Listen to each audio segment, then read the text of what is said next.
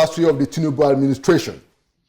We want to understand exactly what the perspectives are. Now, to kick off this series of editions, I have with me a notable Nigerian public intellectual, a politician, a lawyer, who was also the former presidential spokesperson of the Labour Party. I'd like to welcome back to Inside Sources, Barrister Kenneth Okonkwo. Barrister, welcome back to Inside Sources. It's my pleasure being here, and thank you, viewers, for joining us. The take that 2 years is still good to do good. What's your response? Well, 2 years is the benefit of doubt that the voters in an election give to an incumbent. After 2 years, it becomes a legitimate situation to campaign for the next election and to determine whether that government has succeeded or failed. Recall in America, every 2 years they have election, so that they have a choice of changing the direction of the country if the incumbent is not doing well, or substantiating his position if he is doing well. Trump just came in. That's why you have midterm election. Because they know that the legislature is the seat of power in a democracy. Because they have the pulse and they approve of all the appointments from the executive. So 2 years is what the incumbent has. After 2 years, they don't have any other. Okay, all right. Good way to any other hiding place. Good way to open. So I just wanted to set that that frame just for the beginning, theoretically. So how will you then assess the first 2 years? I mean, I think probably in a few more days it will be exactly 2 years. What would be your general assessment before we go into the details? Very good. I will restrain myself from using my words and my opinion so that people do not say that I am already, in a camp against the incumbent. I am going to use the words of APC members, of Southwest people, of Muslims. These are his own people and constituency. Not long ago, the Islamic clerics from the north came out to disassociate themselves from same-faith ticket as a result of the performance of this government.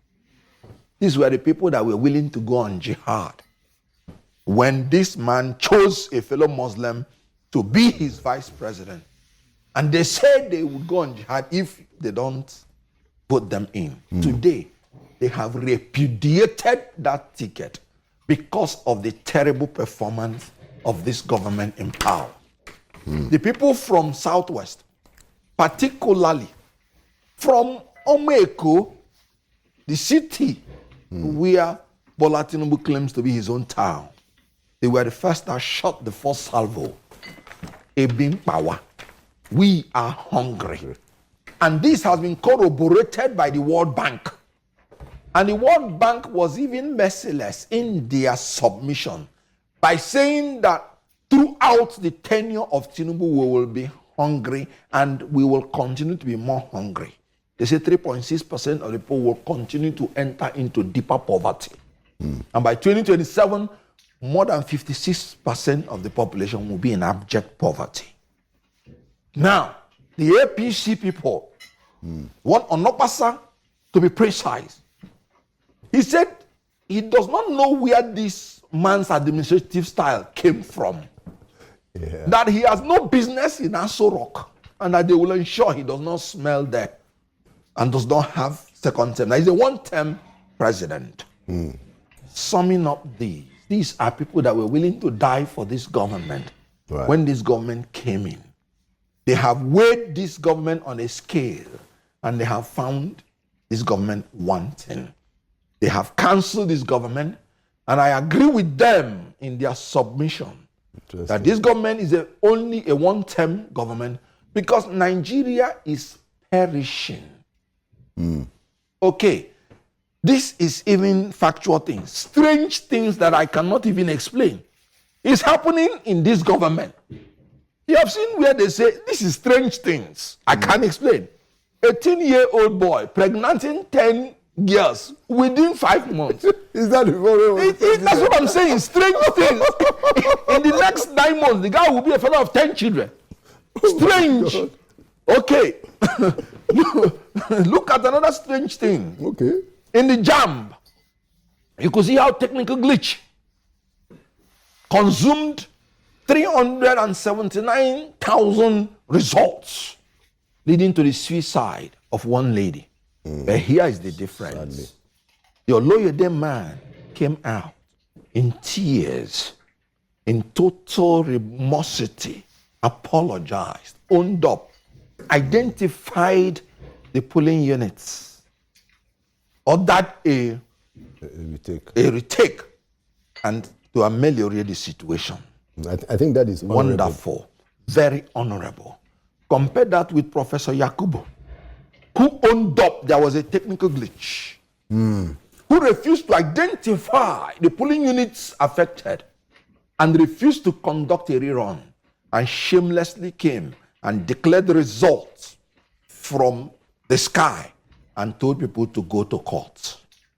They reminded Oloyede the JAMB register. People petitioned. He listened to them, investigated it, and said they were correct.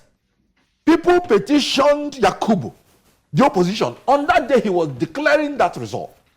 And they played back his own tape, audio tape. He listened to it, yet he continued and told them to go to court. That's the difference between being honorable and being dishonorable. Nobody should give 1 naira again to that Yakubu until he retires. He's looking for retirement benefit. It's the worst thing that has ever happened to Nigeria in terms of electoral jurisprudence and electoral process. Now, coming to Tinubu's own issue, let's talk about the basic things about government, which is the security and welfare of the people. Tinubu's government has worsened the security of this nation.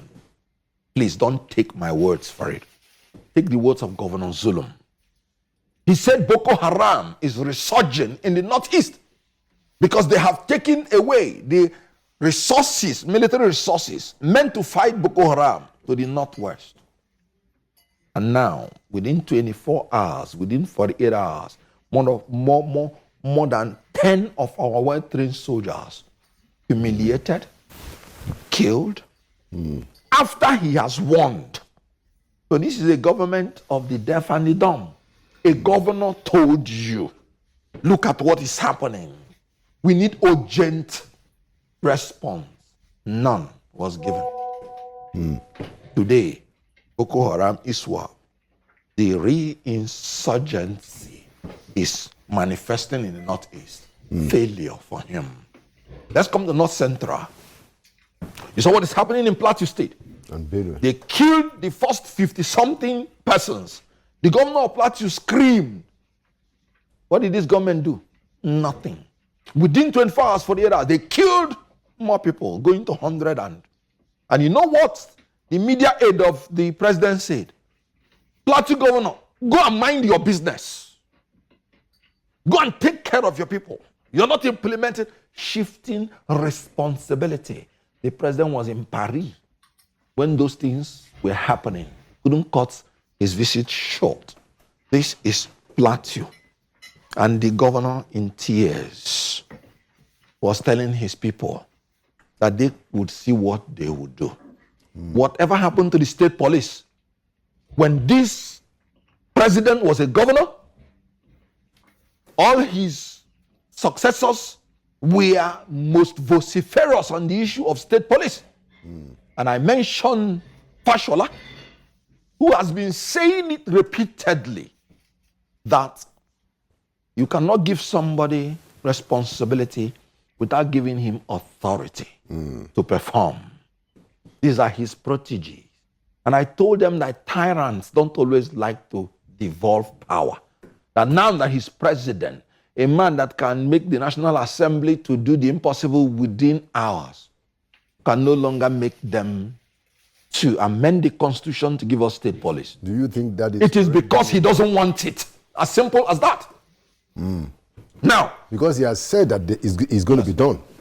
What are you... Is it when he wants to leave or in his second term? And NEC is... It's going to be done. We're just saying 2 years. 50% of it. How many days did it take him to change the national anthem? How many days did it take him to change the tax reforms? Well, that took quite They a while. begged him to even slow down in the tax reform. What did he say? He said, no, I don't want to listen. It will go on in the National Assembly. Who told you that if you wanted state police, you wouldn't have gotten it within 2 weeks? Okay. The point is well made. When Yaradua took ill and it nearly collapsed Nigeria, they amended the constitution within a month. Section 145, if I can remember. It takes will. Because he does not like that. That is why it is not done. People are dying for nothing. Because in Benue State, even a reverend father's prayer could not help him anymore. Because faith without work is dead being alone. His people are being massacred.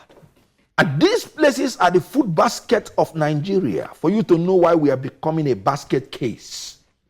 When a government cannot protect the food areas of Nigeria, hunger and poverty ensue. And they are pretending they are working. Working what? In Benue, they keep people to the point that the Reverend Father came out and said the federal government should up their game. That is an euphemism of failure. How many people will still need to die before they do something? Let's go to the Northwest. Lakurawa, however it's called. An insurgent group that came in the disguise that they are protecting the people. And the people wholeheartedly submitted to them. You know why?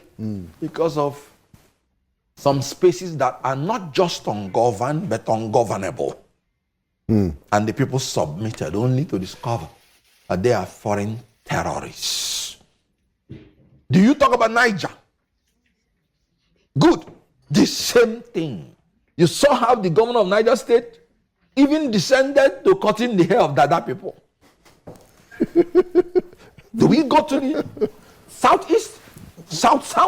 But Southwest. the governor cutting the head of dreadlocks, that's not the president's problem. No, it's frustration. No, the president is the one who is in charge of the security and welfare. He has the monopoly of the forces, has refused to cede the power to the state government by allowing them to have state police and giving them the commensurate arms to take on the insurgents that have superior power arms. No, okay. Dr. Nnamdi Azikiwe said it's only a madman that goes to confront a man with a gun. You must be insane. That as a people, we have lost our humanity.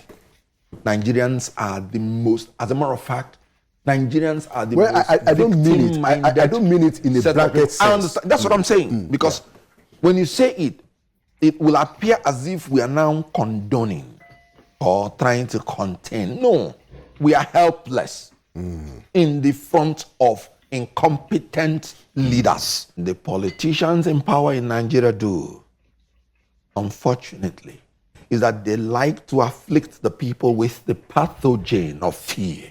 They like to afflict them with the virus and bacteria of fear, but we will inoculate them with the vaccine of courage. Because courage shall of necessity be more contagious than fear. If they don't want to show courage to solve our problem, we should show courage to take them out. And that's the point. You know, that's not up to 5,000 persons embarrassing 200 million persons.